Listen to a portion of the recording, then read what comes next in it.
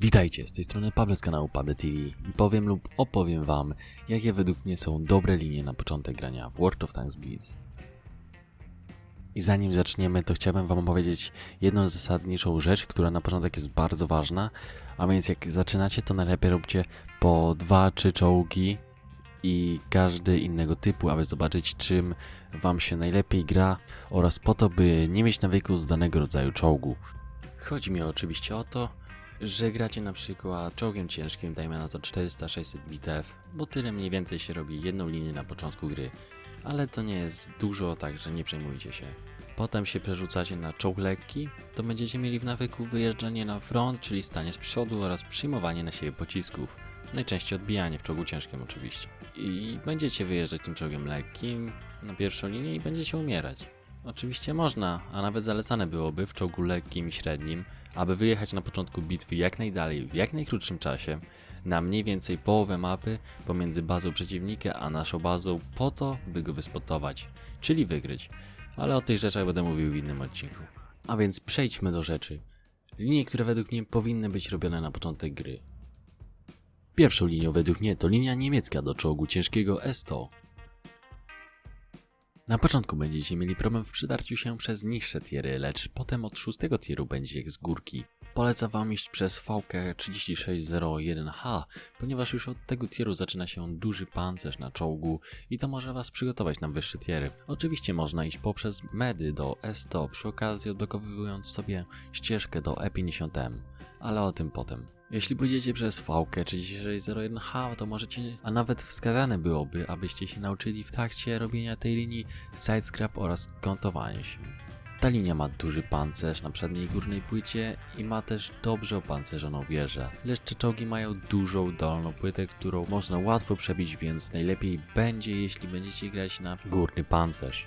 Taka zasada też jest w większości niemieckich czołgów, więc przy okazji nauczycie się, jak grać niemieckimi czołgami. Drugą linią na początek to linia rosyjska do czołgu ciężkiego IS-7.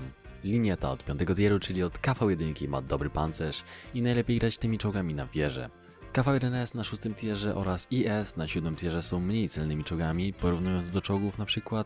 Tiger 1 i Tiger 2. Lecz kiedy już uda wam się przedrzeć przez te czołgi, ukaże wam się IS-3 na 8 tierze, który kiedyś był jednym z lepszych na tym tierze, lecz czasy się zmieniły. Czołg sam w sobie jest przyjemny, ma nieco lepsze działo jeśli chodzi o celność. Potem mamy IS-8 na 9 tierze, którym mi się osobiście świetnie grało. Jest to czołg mobilny, lecz za to ma mało pancerza. Większość czołgów go z łatwością może przebić. Potem mamy na 10 tierze IS-7, który jest według mnie jednym z najbardziej opancerzonych czołgów na wieży. IS-7 to mobilny czołg, do przodu maksymalnie osiąga do 50 km na prostej drodze, także będzie zabawa jeśli go wbijecie. Trzecią natomiast byłaby linia amerykańska do czołgu ciężkiego T-110E5. Linia robi się w porządku już od 5 tieru, ponieważ Taylor Heavy oraz M6 są bardzo opancerzonymi czołgami z przodu i ciężko je przebić. Potem mamy T-29, którym dobrze się gra na wieżę i niestety tylko tyle mogę o nim powiedzieć. Potem mamy T-32, który bardzo przypomina T-29, lecz jest lekko polepszony pod względem pancerza i zadawanych obrażeń. Potem zaś mamy M103, który ma ogromną wieżę i głównie gracze w nią strzelają, więc to jest tak zwany weak spot tego czołgu. I na końcu, na 10 tierze mamy T-110E5, który ma dobry pancerz, jest szybkostrzelny oraz mobilny. Polecam w niego iść, ponieważ za niedługo dostanie buffa, czyli polepszenie, dzięki któremu czołg dostanie plus 5 do maksymalnej prędkości jazdy. A teraz linię na pewno nie na początek, bo wam by się odechciało grać w WOTA, a tego byśmy nie chcieli. A liniami tymi są linia do chińskiego niszczyciela czołgów WZ-113 GFT. Niestety go nie zdobyłem, więc nie wiem jak się nim gra, ale wiem jak się przeciwko niemu gra, więc nie polecam. W przyszłych materiałach powiem wam na temat czołgów średnich, lekkich i niszczycieli na początek. I dziękuję wam za oglądanie. Do następnego!